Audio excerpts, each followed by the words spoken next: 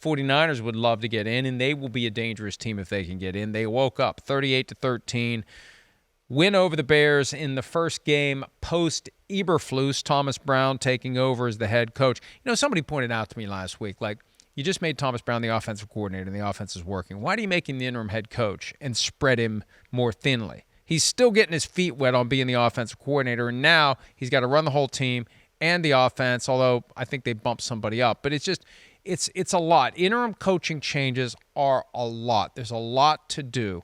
Even if you have 2 full weeks between games, it's a lot to do. Yeah, I mean, listen, they're a team it's in disarray. How could they not be? After what happened on Thanksgiving, the next day, it's the head coach does a press conference. He gets fired a little bit after that.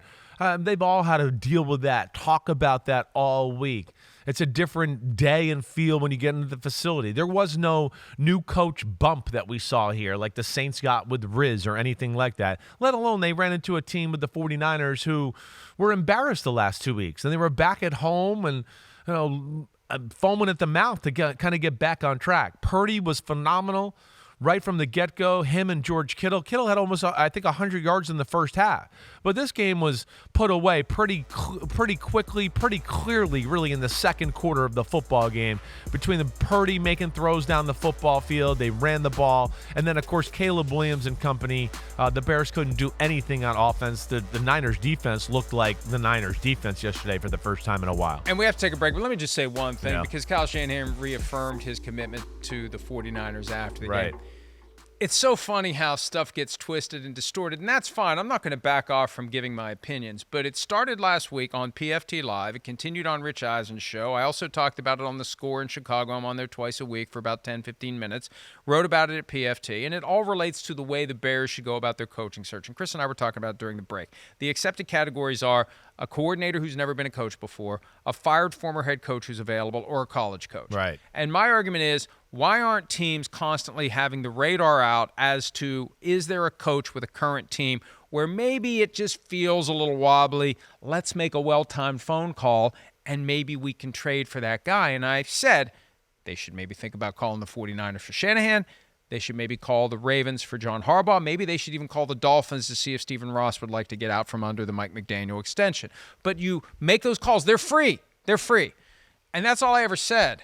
And there's no rumor that the Bears are going to trade for him. It's me spitballing as to what the Bears should do. But now it's a rumor. It's what any team should do that is looking for a coach. Why does the John Gruden thing never happen? The Browns almost got Jim Harbaugh from the 49ers 11 years ago. Right. And that's why I thought of the 49ers, because maybe Jed York's just going to decide it's time.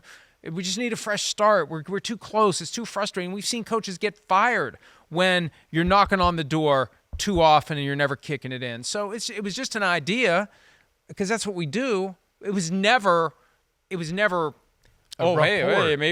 49ers are going to trade Kyle Shanahan. All I'm saying is the Bears should make the phone call. It's just funny how these things can take on a life of their own. It does, and I think a lot of times people just see headlines or whatever, and they feel it's a rumor, and it's like, no, this started at PFT with Mike Florio just throwing out an idea.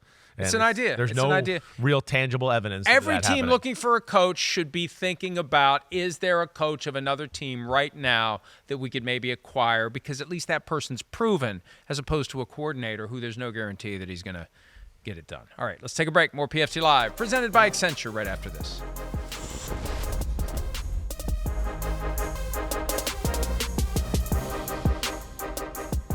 Hi, it's Mike Florio. Thanks for watching PFT on YouTube. Hit subscribe for the latest news and analysis from Pro Football Talk.